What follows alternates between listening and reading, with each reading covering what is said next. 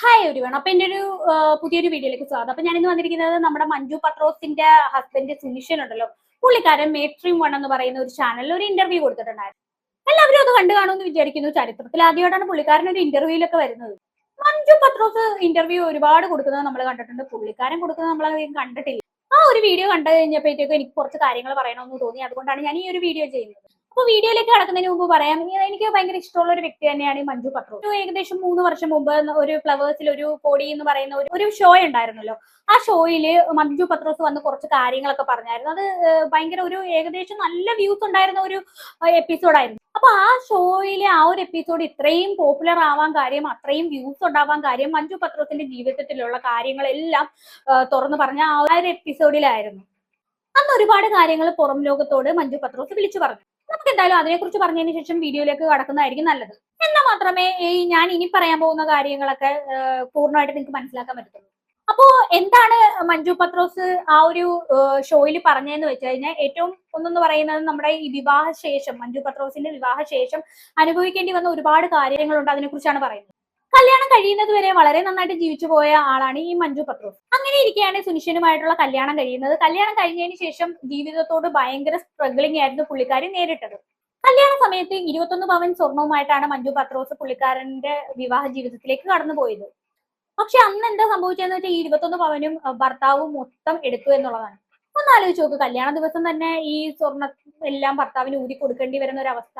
അപ്പോ ഇങ്ങനെ സംഭവിക്കാനുള്ള കാര്യം എന്താണെന്ന് വെച്ചാൽ, 1 രൂപ പോലും കയ്യിലില്ലാതെയാണ് സുനിച്ചൻ മഞ്ജു പത്രോസിനെ കല്യാണം കഴിക്കുന്നത്. കല്യാണത്തിന് ആവശ്യമായിട്ടുള്ള എല്ലാ കാര്യങ്ങളും കടം വാങ്ങിച്ചാണ് പുള്ളിക്കാരൻ ചെയ്തത്. അതുപോലെ തന്നെ വീട് മോടി പിടിപ്പിക്കുകയും അതുപോലെ കല്യാണ ചെലവുകളും എല്ലാം 1 രൂപ കയ്യിലില്ലാതെയായിരുന്നു ചെയ്തത്. വലിയൊരു തുക തന്നെയായിരുന്നു ഇതിനായിട്ടെല്ലാം വേണ്ടി വന്നത്. അതെല്ലാം കടം വാങ്ങിച്ചാണ് പുള്ളി ചെയ്തത്. എന്ത് മുന്നിൽ കണ്ടിട്ടാണ്? വീട്ടിലേക്ക് വന്നു കയറുന്ന ഭാര്യയുടെ സ്വർണം മുന്നിൽ കണ്ടിട്ടാണ് പുള്ളിക്കാരൻ ഇതൊക്കെ ചെയ്തത്. അങ്ങനെ എന്താണ് സംഭവിച്ചതെന്ന് വെച്ചാൽ, ഈ സ്വർണ്ണം എല്ലാം കല്യാണ രാത്രി തന്നെ എല്ലാം ഊരിക്കൊണ്ട് പിന്നെ പിറ്റേ ദിവസം കണ്ടാന്ന് തോന്നുന്നു പണയം വെച്ചോ വിൽക്കുകയോ എങ്ങാണ്ട് ചെയ്തിട്ട് ആ സ്വർണത്തിന്റെ പൈസ ഫുള്ള് കടം തീർത്തു. ഫുള്ള് തീർത്തൊന്നുമില്ല, കുറച്ചൊക്കെ തീർക്കാനേ ആ സ്വർണം ഉണ്ടായുള്ളൂ. പിന്നെയും ബാക്കി ഒരുപാട് കടം സുനിച്ചനെ സംബന്ധിച്ചിടത്തോളം ബാക്കി ഉണ്ടായിരുന്നു. അതിനുശേഷം മഞ്ജു പത്രോസിന്റെ ജീവിതം എന്ന് പറയുന്നത് കടക്കാരോട് മറുപടി പറഞ്ഞുകൊണ്ടുള്ള ജീവിതം അതായിരുന്നു. സുനിച്ചൻ വീട്ടിലുണ്ടാവാത്ത സമയത്ത് കടക്കാരെല്ലാരും വരുമായിരുന്നു. അവർക്ക് മറുപടി പറയലായിരുന്നു ഈ മഞ്ജു പത്രോസിന്റെ ജോലി എന്ന് പറയുന്നത്. ഒരു കല്യാണ പെണ്ണിന്റെ അവസ്ഥയാണ് ഞാൻ ഈ പറഞ്ഞത്. എത്രത്തോളം ഭീകരമാണെന്നൊന്ന് ആലോചിച്ച് നോക്കൂ. എന്തായാലും ഫ്ലവേഴ്സ് ടിവിയിൽ അതിനെക്കുറിച്ച് മഞ്ജു പത്രോസ് പറയുന്ന കുറച്ച് ഭാഗങ്ങൾ ഞാൻ വെച്ചുതരാം. എങ്ങനെയൊക്കെ ഇനി ഉറങ്ങിയിട്ടില്ല എന്ന് പറയാം. അത്രയ്ക്കും കടവും നമ്മളെ വീട്ടിലെ പെണ്ണുങ്ങളെല്ലാം ഇരിക്കാം. എനിക്ക് ഇപ്പോഴൊരു കോളിംഗ് ഞാൻ നിൽക്കുന്നുണ്ട്. ആ വീട്ടിലെ കോളിംഗ് ഭയങ്കര ചേരുന്നു. ഇങ്ങനെ കുറച്ചു കാലം മഞ്ജു പത്രോസിന്റെ ജീവിതം തള്ളി നീക്കേണ്ടി വന്നു. അങ്ങനെ ഇരിക്കെയാണ് വെറുതെ അല്ല ഭാര്യ എന്ന് പറയുന്ന ആ ഒരു ഷോയിൽ പങ്കെടുക്കാനുള്ള ഒരു അവസരം കിട്ടിയത്. അങ്ങനെ അവർ അതിൽ പോയി പങ്കെടുക്കുകയും ചെയ്തു കേട്ടോ. അങ്ങനെയാണ് ഇവരെ ആൾക്കാരെല്ലാം അറിയാൻ തുടങ്ങിയത്. അങ്ങനെ 2016 ടൈമൊക്കെ ആയി കഴിഞ്ഞപ്പോൾ പുള്ളിക്കാരൻ അങ്ങ് നേരെ ഗൾഫിലേക്ക് പോയി. പക്ഷെ അതിനുശേഷം കുടുംബഭാരം ഒറ്റയ്ക്ക് ചുമക്കേണ്ട ഒരു അവസ്ഥയിലേക്ക് മഞ്ജു പത്രോസ് മാറി. സ്വന്തമായിട്ടൊരു വീടില്ല, ഒരു മകനുണ്ട്, ഫുള്ള് കടം, ഭർത്താവാണെങ്കിൽ ഗൾഫിൽ പോയി, ഒരു ചെലവിനൊന്നും അയച്ചു കൊടുക്കുന്നില്ല. ആ ഒരു സിറ്റുവേഷൻ വരുമ്പോൾ ഒരു പെണ്ണ് എന്താണ് ചെയ്യുക? നിങ്ങൾ തന്നെ പറ. അങ്ങനെ പുള്ളിക്കാരി എന്ത് ചെയ്തു? കിട്ടിയ അവസരങ്ങളെല്ലാം ഉപയോഗിച്ച് സിനിമകളിലും സീരിയലുകളിലും ഒക്കെ കയറി പുള്ളിക്കാരി ഒരു ഷോ പോലും കളയാണ്ട് എല്ലാം നല്ല രീതിയിൽ അഭിനയിച്ചു പൈസ ഉണ്ടാക്കാൻ നോക്കി. പുള്ളിക്കാരിയുടെ ലക്ഷ്യം എന്ന് പറഞ്ഞു കഴിഞ്ഞാൽ, കൊച്ചിനെ നല്ലതുപോലെ വളർത്തണം, പഠിപ്പിക്കണം, ഒരു സ്വന്തമായിട്ട് ഒരു വീട് എടുക്കണം, പുള്ളിക്കാരൻ ഉണ്ടാക്കി വെച്ച കടങ്ങളൊക്കെ തീർക്കണം. ഒരുപാട് വർഷം ഇവര് കഷ്ടപ്പെട്ട് അഭിനയിച്ച് പൈസ ഉണ്ടാക്കിയത് ഇതിനു വേണ്ടി മാത്രമായിരുന്നു. ഇതുമായി ബന്ധപ്പെട്ടുള്ള ഒരു കാര്യം 4 മാസം മുമ്പുള്ള ഒരു ഇന്റർവ്യൂവിൽ പുള്ളിക്കാരി സംസാരിക്കുന്നുണ്ട്. അതൊന്ന് കണ്ടുനോക്കാം. ഉണ്ടായ ഇമോഷണൽ രംഗത്തേക്കാൾ കൂടുതൽ ജീവിതത്തിൽ കടന്നു പോയിട്ടുണ്ടായിരിക്കും. ഓ തീർച്ചയായും. അപ്പം നമ്മൾ പറയും ജീവിതത്തിന് എല്ലാ തരം വേണം, അപ്സ് ആൻഡ് ഡൗൺസ് വേണം, നമുക്ക് എല്ലാ തരം സുഖ ദുഃഖങ്ങളൊക്കെ വരണം, സന്തോഷം മാത്രമാണ് ജീവിതം എന്ന് വിളിക്കാൻ പറ്റില്ല എന്ന് പറയുന്നു. മഞ്ജു ചേച്ചിയുടെ ഒരു പിഒവില് എങ്ങനെയാ ജീവിതം എല്ലാം കൂടി വരുന്നതാണോ ജീവിതമായിട്ട് വിളിക്കാൻ? എല്ലാം കൂടിയൊക്കെ വരും, പക്ഷെ ഇത്രയും അപ്പ് ആൻഡ് ഡൗൺസ് വേണ്ട അല്ലെ? വല്ലാത്ത ഇറക്കമാണ്, വല്ലാത്ത ഇറക്കമാണ്. അവിടെ നിന്ന് പോരാനായിട്ട് എന്താണെന്നറിയാമോ, ഇത്ര ഇറക്കം നമ്മുടെ ജീവിതത്തിൽ വന്നിട്ടുണ്ടെങ്കിൽ നമ്മുടെ ഹോപ്പ് നഷ്ടപ്പെട്ടു പോകും. ഏതെങ്കിലും പോയിന്റിൽ ഗിവ് അപ്പ് ചെയ്തിട്ടുണ്ടോ? എത്ര വട്ടം അയ്യോ, എനിക്കത് ആലോചിക്കാൻ പോലും ഇഷ്ടമല്ല. അത് ശരിക്കും ഇപ്പൊ കിട്ടുന്ന നമ്മുടെ പ്രൊഫഷനിൽ നിന്ന്, നമ്മുടെ ഇൻഡസ്ട്രിയിൽ നിന്ന് കിട്ടുന്നതാണോ, അതല്ലെങ്കിൽ റിയൽ ലൈഫിൽ? ഇൻഡസ്ട്രിയിലൊന്നും എനിക്ക് ഒരു വിധത്തിലുള്ള ബുദ്ധിമുട്ടും ഉണ്ടായിട്ടില്ലേ. ഇൻഡസ്ട്രിയിലൊക്കെ അതാ ഞാൻ പറയാം, ഭാഗ്യമുള്ള ആളാണെന്ന്. എനിക്ക് ഇഷ്ടപ്പെട്ട സ്പേസിൽ നിന്ന് എനിക്ക് തോന്നുന്ന മാസത്തിൽ 4-5 ദിവസമാണ് ഞാൻ എൻ്റെ വീട്ടിൽ വന്ന് നിൽക്കുന്നത്. അത്രയും ദിവസം ഞാൻ ജോലി ചെയ്യുന്നുണ്ട്. ദൈവത്തിന്റെ കാരുണ്യം, അയ്യോ അതൊന്നും ഒരിക്കലും പറയാൻ പാടില്ല. പക്ഷെ ജീവിതത്തിൽ ഒരുപാട് വിഷമങ്ങൾ ഉണ്ടായിട്ടുണ്ട് ഒരുപാട് എന്ന് പറഞ്ഞാൽ എനിക്ക് അതായത് ഓർക്കാൻ ഇഷ്ടമല്ലാതെ ഓർക്കാതെ മറന്നുപോയ സാധനങ്ങളൊക്കെ ഉണ്ട്. കേട്ടില്ലേ, മാസത്തിൽ 4-5 ദിവസങ്ങളായിരുന്നു റെസ്റ്റ് എടുക്കാനുള്ളത്. ബാക്കിയുള്ള സമയം സീരിയലിലേക്കും സിനിമയിലേക്കും ഒക്കെ നെട്ടോട്ട് ഓടുമായിരുന്നു. അപ്പൊ അങ്ങനെ ഓടിയാണ് ഇന്ന് കാണുന്ന ഒരു അവസ്ഥയിലേക്ക് മഞ്ജു പത്രോസ് എത്തിയത്. അപ്പോൾ എല്ലാവരും പറയും, കഴിഞ്ഞ ദിവസം ഞാൻ വനിതാ ദിനത്തിൽ ഒരു ഫംഗ്ഷൻ അറ്റൻഡ് ചെയ്യാൻ വേണ്ടി പോയി. അപ്പോൾ അവിടെ ഒരാൾ നിന്നിങ്ങനെ സംസാരിക്കുകയാണ്. അപ്പോൾ ഇവരെ അത്ര ഈസി ഒന്നുമല്ല. ഒരു ഘട്ടത്തിനെ ഇവർ പറയും, രാവിലെ എഴുന്നേറ്റ് നിന്ന് കണ്ണാടിയിൽ നോക്കിയിട്ട് പറ നീ സൂപ്പറാണ്, നിന്നെ എനിക്ക് ഭയങ്കര ഇഷ്ടമാണ്, ഓ മോളെ ലവ് യു ബെസ്റ്റ് എന്നൊക്കെ പറ. ഇത് പറയാനേ പറ്റുള്ളൂ. ഇത് എന്റെ പൊന്നെ, പിറ്റേ ദിവസം വാടക കൊടുക്കാൻ പൈസ ഇല്ലാത്ത ഒരാൾക്ക് കണ്ണാടിയുടെ മുമ്പിൽ പോയിട്ട് യു ആർ ദ ബെസ്റ്റ് എന്ന് പറയാൻ പറ്റുമോ? എന്നിട്ട് പറയണം വാടകക്കാരന്റെ മുഖം ഓർമ്മ വരും. അത് കഴിഞ്ഞിട്ട് പറയാണ്, ഒരു പെൻസില് ഷാർപ്പൺ ചെയ്യുമ്പോൾ എന്ത് സംഭവിക്കും? അപ്പൊ പാവപ്പെട്ട അമ്മമാരൊക്കെ എന്ന് പറയാണ്, നന്നായിട്ട് എഴുതാൻ പറ്റും. ഇതുപോലെയാണ് നിങ്ങൾ, ഓരോ ദിവസവും നിങ്ങൾ നിങ്ങളെ ഷാർപ്പൺ ചെയ്യണം. ഒരു മരത്തടീനെ ഷാർപ്പൺ ചെയ്യുന്ന പോലെയാണോ മനസ്സും വിവേകവും ചിന്തയും വേദനയുള്ള ശരീരത്തിനെ ഷാർപ്പൺ ചെയ്യുന്നത്? അപ്പോ അത്തരം പൊള്ള വാക്കുകളിൽ ഒരു പ്രസക്തിയില്ല. ഈ നമ്മൾ ഇതിനകത്ത് പോകുമ്പോ ഇൻസ്റ്റ റീലിൽ പോകുമ്പോ ഇങ്ങനെ മനുഷ്യനെ പറ്റിക്കുന്ന കുറെ മനുഷ്യരെ അവിടെ കാണാറുണ്ട്. മോട്ടിവേഷൻ എന്ന് പറഞ്ഞിട്ട് ശുദ്ധ മണ്ടത്തരം പറയുന്നത്. ഇതൊന്നും ജീവിതത്തിൽ ആപ്ലിക്കബിൾ അല്ല. ജീവിതത്തിൽ അങ്ങനെയുള്ള ഘട്ടത്തിൽ കൂടെ നിൽക്കാൻ ഒരു സുഹൃത്ത്, 2 മനുഷ്യരൊക്കെ വേണം. പറഞ്ഞത് സത്യമാണ്. പക്ഷെ അത്തരം സന്ദർഭങ്ങളിൽ മഞ്ജു പത്രോസിന്റെ കൂടെ നിൽക്കാൻ ഭർത്താവ് ഉണ്ടായിരുന്നില്ല എന്നുള്ളതാണ് വേറൊരു സത്യം. ഞാൻ പറഞ്ഞ കാര്യമല്ല. അപ്പോ ഇതിനു മുമ്പ് വെറുതെ അല്ല ഭാര്യ എന്ന് പറയുന്ന ആ ഒരു ഇതിൽ ഇന്റർവ്യൂ കൊടുത്തപ്പോ മഞ്ജു പത്രോസ് തന്നെ പറഞ്ഞൊരു കാര്യമുണ്ട്. നിങ്ങൾ എങ്ങനെ അതും കൂടെ ഒന്ന് കേട്ടുക. ഹസ്ബൻഡ് ഉള്ളത് കൊണ്ടല്ലേ അങ്ങനെ ഒരു റിയാലിറ്റി ഷോയിൽ വരാൻ പറ്റിയത് എന്നുള്ളതൊക്കെ സത്യമാണ് കേട്ടോ. പുള്ളി ഉണ്ടായിരുന്നതുകൊണ്ടാണ് അതിനകത്ത് പാർട്ടിസിപ്പേറ്റ് ചെയ്യാൻ പറ്റിയത്, ഒക്കെ ശരിയാണ്. പക്ഷെ അതിനുശേഷം നമുക്ക് ഇവിടെ നിലനിൽക്കണമെങ്കിൽ കഴിവ് വേണമല്ലോ. തീർച്ചയായും നമുക്ക് അഭിനയിക്കാൻ സാധിക്കണ്ടേ. അല്ലാതെ ഒരാളെ കണ്ടിട്ട് എന്നെ വിളിക്കണമെന്ന് ഇല്ലല്ലോ. എന്നെ വിളിച്ചാൽ അഭിനയിക്കും എന്നുള്ളവരല്ലേ എന്നെ അതിലേക്ക് തിരഞ്ഞെടുക്കുള്ളൂ. അപ്പോ വഴി തുറന്നു തന്നത് ഇതേപോലെ അദ്ദേഹവും കൂടി ആയിരിക്കാം. എന്നോട് പറഞ്ഞിട്ടുണ്ട് ഇങ്ങനെ, പുള്ളി സമ്മതിച്ചത് കൊണ്ടല്ലേ വർക്കിനൊക്കെ പോവാൻ സാധിച്ചത്. അപ്പൊ പുള്ളീനെ എവിടെടുത്ത് മെൻഷൻ ചെയ്യുന്നില്ലല്ലോ എന്ന് പറയാറുണ്ട്. ഓഫ് കോഴ്സ് പുള്ളി സമ്മതിച്ചുകൊണ്ടാണ്. പക്ഷെ നമ്മൾ എപ്പോഴും ചിന്തിക്കേണ്ടത്, സമ്മതിച്ചില്ല എങ്കിൽ വേറെ എന്ത് വഴി. ഇപ്പൊ രമ്യയോട് ഞാൻ പറയുന്നു, രമ്യ പോവണ്ട, ഈ വർക്കിന് പോവണ്ട, എനിക്കത് ഇഷ്ടമല്ല എന്ന് പറഞ്ഞാൽ ഞാൻ രമ്യക്ക് ജീവിക്കാനുള്ള മറ്റൊരു വഴി തുറന്നു കാണിക്കണം, അല്ലെങ്കിൽ ഞാൻ തരണം. അതെ അല്ലേ? അതല്ലാത്ത പക്ഷം എനിക്കത് പറയാനുള്ള അധികാരമില്ല. അപ്പൊ അത് എല്ലാവരുടെയും നീഡായിരുന്നു. ഞാൻ വർക്കിന് പോവാന്നുള്ളത് എന്റെ ഫാമിലിയുടെ നീഡായിരുന്നു.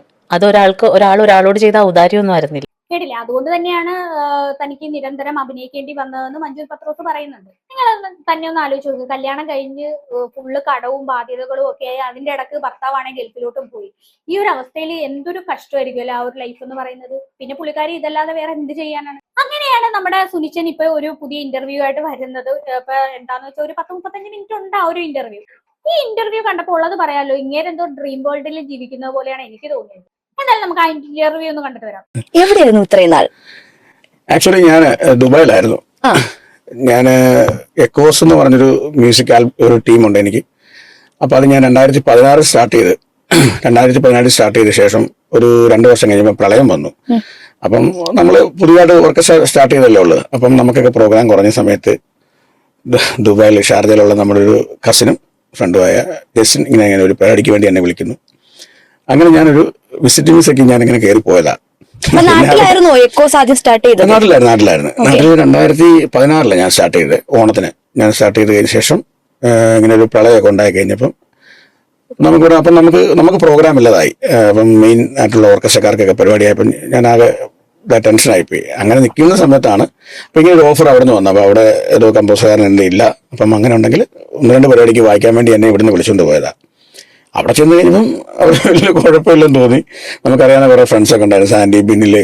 അപ്പൊ അങ്ങനെ ഞാൻ നിന്ന്. അങ്ങനെയാണോ ദുബായിക്ക് പോകുന്നത്? അങ്ങനെ പോകുന്നത്. അപ്പൊ അങ്ങനെ പോയി അവിടെ പോയി നിന്ന് ഒരു 3 മാസം, അപ്പൊ 3 മാസം വിസിറ്റ് മിസ്സായി. അപ്പൊ അങ്ങനെ നിന്ന് കഴിഞ്ഞപ്പം അത്യാവശ്യം നമുക്ക് പരിപാടിയൊക്കെ ആയി. അപ്പൊ അവിടെ നല്ലൊരു കളവായി. ഇപ്പം നല്ല ഈവന്റിന്റെ പരിപാടിക്കൊക്കെ നമ്മൾ വായിക്കാൻ തുടങ്ങി. അങ്ങനെ നിന്നുപോയി. അവിടെ എന്തായിരുന്നു ജോലി? ഇത് തന്നെയായിരുന്നു മ്യൂസിക് ഫീൽഡ്, കമ്പോസർ വായിക്കുന്നത്. ഞാൻ റിതം പാഡ് ഡ്രം വായിക്കുന്നുണ്ട്, റിതം പ്രോഗ്രാമറാണ്. അങ്ങനെ അവിടെ നിന്നു. ഓഹോ, അപ്പൊ അങ്ങനെ അവിടെ നിന്ന് അടിച്ചു പൊളിച്ച് ജീവിക്കാൻ തുടങ്ങി. ഇപ്പുറത്ത് ഭാര്യയും കുട്ടിയും ഉണ്ടെന്നുള്ള ചിന്തയേ ഇല്ല എന്നുള്ളതാണ്. സമ്മതിച്ചു നിങ്ങളൊക്കെ എങ്ങനെ ഇങ്ങനെ ജീവിക്കാൻ പറ്റുന്നത്? സ്വന്തം ജീവിതം നോക്കി അങ്ങ് അടിച്ചു പൊളിച്ചു പോവുകയാണ് പുള്ളിക്കാരൻ. ഭാര്യ എന്ത്, കുട്ടി എന്ത്, ജീവിതം എന്ത് എന്നും നോക്കുന്നില്ല. അങ്ങനെ നിന്ന് അപ്പൊ അങ്ങനെ നിന്ന് പൊക്കോണ്ടിരിക്കുന്ന സമയത്താണ് എനിക്കിപ്പം ഇങ്ങനെ പെട്ടെന്നൊരു ബ്ലോക്ക് വന്നു. ഒരു ഹാർട്ടിന് ചെറിയൊരു 3 ബ്ലോക്ക് ഉണ്ടായിരുന്നു. അപ്പൊ അങ്ങനെ തിരിച്ചു വന്നു, നാട്ടിൽ വന്നു. ഇപ്പൊ നാട്ടിൽ വന്നിട്ട് ഇപ്പൊ ഒരു 1.5 വർഷത്തോളമായി. അപ്പൊ വീണ്ടും നമ്മൾ എക്കോസ് ഒന്ന് പുതുക്കി തീരുമാനിച്ചു. വേറൊരു കുപ്പിലോട്ടൊന്ന് ഒഴിച്ച് നമ്മൾ പുതിയൊരു രീതിയിൽ അങ്ങ് ഇറക്കി. അപ്പൊ എത്ര നാളുണ്ടായിരുന്നു ദുബായില്? ദുബായിൽ ഞാനൊരു 5-7 കൊല്ലത്തോളം ഉണ്ടായിരുന്നു അവിടെ. അത് കഴിഞ്ഞ് ബ്ലോക്ക് വന്നപ്പോഴാണ് നാട്ടിലേക്ക് വന്നത്. വർഷത്തിൽ അവധിക്ക് വരുമായിരുന്നു നാട്ടില്. അപ്പോഴൊക്കെ എന്റെ ഒരു മനസ്സിൽ ഇതാണ് നമ്മുടെ ഇങ്ങനെ എക്കോസ് തുടങ്ങണമെന്ന് ഭയങ്കര ആഗ്രഹമായിരുന്നു. നാട്ടില് നല്ല രീതിയിൽ കൊണ്ടുപോകണമെന്നൊക്കെ ആഗ്രഹിച്ച് നിന്ന സമയത്തൊക്കെയാണ്. പിന്നെ അങ്ങനെ ഒരു പ്രോഗ്രാം പൊയ്ക്കൊണ്ടിരുന്നപ്പോഴാണെങ്കിൽ പെട്ടെന്നൊരു ഭയങ്കര പെയിനൊക്കെ വന്ന് അങ്ങനെ അവിടെ നിന്ന് അപ്പം ഞാൻ ഡോക്ടറെ പോയി കണ്ടു, സംസാരിച്ച്. അപ്പം ബ്ലോക്കാണ്. അപ്പം പിന്നെ തിരിച്ച് നാട്ടിലോട്ട് വന്നു. ട്രീറ്റ്മെന്റ് ഒക്കെ കഴിഞ്ഞപ്പോൾ ട്രീറ്റ്മെന്റിലാണ് ഞാൻ ആക്ച്വലി. ഞാൻ കോട്ടയം മെഡിക്കൽ കോളേജിൽ ജയപ്രകാശ് ഡോക്ടറെ കാണിക്കുന്നത്. അപ്പൊ തിരിച്ച് ദുബായിക്ക് പോകണില്ലാന്ന് തീരുമാനിച്ചോ? ഉടനെ പോകാനുള്ളൊരു മൂഡിലല്ല ഇപ്പം. അതായത് നമ്മുടെ ഹെൽത്ത് ഒക്കെ പ്രശ്നമാവുമല്ലോ. നമ്മൾ അവിടെ ചെന്ന് കഴിയുമ്പം ബാച്ചിലായിട്ടുള്ള ജീവിതമൊക്കെ ആകുമ്പോൾ നമ്മൾ ഇതിന്റെ കറക്റ്റ് മരുന്നൊക്കെ കഴിച്ച് കറക്റ്റ് പോകണം. സുഖ ജീവിതമല്ലേ അവിടെ, സമ്മതിച്ചു തന്നിരിക്കുന്നു മനുഷ്യർ നിങ്ങളൊക്കെ. അപ്പോൾ ഈ പറയുന്ന മഞ്ജു പത്രോസും പുള്ളിക്കാരനും തമ്മിൽ പിരിഞ്ഞോ ഇല്ലയോ എന്നുള്ള കാര്യത്തിൽ പുള്ളിക്കാരൻ തന്നെ ഒരു ക്ലാരിഫിക്കേഷൻ തരുന്നുണ്ട്. അതും കൂടെ കേട്ടുകൊടുക്കാം. ചോദിക്കാനുള്ള ചോദ്യം അതായിരുന്നു, എന്താണ് നിങ്ങൾ വേറെ പിരിഞ്ഞോ? ഇല്ല, ഞങ്ങൾ ഇതുവരെ ഡൈവോഴ്സ് ആയിട്ടില്ല. ലീഗലി ഡിവോഴ്സ് ആയിട്ടില്ല. ഇല്ല, ബ്ലാക്ക് കിസ് എന്ന് പറഞ്ഞ ചാനല് മഞ്ജു സിമിയും കൂടെ തുടങ്ങിയ ചാനൽ. അതിന്റെ സ്റ്റാർട്ടിങ്ങിൽ ഞാൻ ഉണ്ടായിരുന്നു. ആ സമയത്താണ് ഞാൻ പുറത്തു പോകുന്നത്, ദുബായിക്ക് പോകുന്നത്. അത് കഴിഞ്ഞ് പിന്നെ അപ്പൊ ഇവർ തമ്മിൽ ഒഫീഷ്യലി ഡിവോഴ്സ് ആയിട്ടില്ല എന്നുള്ള കാര്യം സത്യം തന്നെയാണ്. അത് മഞ്ജു പത്രോസും പലയിടത്തും പറഞ്ഞിട്ടുണ്ട്. പക്ഷെ ഇവർ തമ്മിൽ പിരിഞ്ഞാണ് താമസിക്കുന്നത്. അങ്ങനെ സംഭവിച്ചില്ലെങ്കിലേ അത്ഭുതമുള്ളൂ. ചേട്ടാ, പിന്നെ ചേട്ടന്റെ ലൈഫിൽ ഇപ്പം ഇത്രയും ജീവിതാനുഭവങ്ങളുടെ ഇടയിൽ പഠിച്ചൊരു പാഠം എന്തായിരിക്കും? ലൈഫിൽ നിന്ന് പഠിച്ചൊരു പാഠം? അതെല്ലാരും പറയുന്നതല്ലേ. ഇപ്പൊ നമ്മളെല്ലാരും പറയുന്ന പാഠം എന്നാ, ആരെയും വിശ്വസിക്കരുതെന്ന് എല്ലാരും പറയുന്നൊരു പാഠമല്ലേ. ഞാനായിട്ട് ഇനി അതെന്താ മുടക്കാന്ന്? അതന്നെയാണോ? അതല്ല, എന്ത് പാടാ ഞാൻ പറയുന്നേ. അതിന് മാത്രം പറയാൻ മാത്രമുള്ളൊരു സംഭവമൊന്നും എനിക്കില്ല. പറയാനും മാത്രമായിട്ട് പ്രത്യേകിച്ചൊന്നുമില്ല. അതിനുള്ള ജീവിതാനുഭവം വേണ്ടേ? ഭാര്യയെ കടക്കെണിയിലേക്ക് തള്ളി വിട്ടിട്ട് ദുബായിൽ പോയി അടിച്ചുപൊളിച്ച് ജീവിക്കുകയല്ലായിരുന്നു. ശരിക്കും സത്യമുള്ള കാര്യമാണോ ആരെയും വിശ്വസിക്കരുത്, അമിതമായി ആരെയും വിശ്വസിക്കരുത് എന്നുള്ളത്? ചേട്ടൻ അത് ലൈഫിൽ എത്രത്തോളം ഇതായിട്ടുണ്ട്? വിശ്വസിക്കുന്ന കാര്യത്തിലൊന്നും അല്ലെന്നേ. നമ്മൾ ഒരാളെ വിശ്വസിക്കുന്നു, അവര് നമ്മളെ വിശ്വസിക്കുന്നു, നമുക്ക് വിശ്വാസമാകണം. അതാണല്ലോ മെയിൻ. ഞാൻ നിങ്ങളെ വിശ്വസിക്കുന്നുണ്ട്, അപ്പൊ ഞാൻ വിശ്വസിക്കുന്ന ഓക്കെയാണ്. തിരിച്ചും ഉണ്ടോന്നുള്ളത് നമ്മളൊന്നും അറിയണ്ടേ, അത്രേ ഉള്ളൂ. അല്ലാതെ എന്തായാലും ഇതിനിടക്ക് മഞ്ജു പത്രോസ് കുറച്ച് നാൾക്ക് മുമ്പ് പിന്നെ ഒരു പുതിയ വീട് എടുത്തായിരുന്നു. അത് നിങ്ങൾ എല്ലാവരും അറിഞ്ഞാണല്ലോ. അന്ന് മഞ്ജു പത്രോസ് കൈരളി ടിവിയിൽ കൊടുത്തൊരു ഇന്റർവ്യൂ ഉണ്ട്. അതിൽ ഞാൻ ഒറ്റയ്ക്കെടുത്ത ഒരു വീടാണ് എന്നുള്ളത് പരാമർശം നടത്തുന്നുണ്ട്. എന്തായാലും അത് വൻ വിവാദമായി മാറിയായിരുന്നു. ആ വീഡിയോ ഒന്ന് കണ്ടു നോക്ക്. ഞാൻ വെച്ച വീട്, ഞാൻ ഭയങ്കര അഭിമാനത്തിൽ പറയും, ഞാൻ വെച്ച വീട്ടിൽ ഒറ്റയ്ക്ക് വെച്ച വീടാ. ഒറ്റയ്ക്ക് തന്നെ പാവം എന്റെ അപ്പയുടെയും ഒക്കെ എന്റെ ഫ്രണ്ട്സ് കുറേ പേര് എന്നെ ഹെൽപ്പ് ചെയ്യാനുണ്ടായിരുന്നു. കമന്റ് ബോക്സിൽ ഇത് കണ്ടിട്ട് എല്ലാവരും ചോദിച്ചു, സുനിച്ചനെ എന്താ വിട്ടുപോയോ?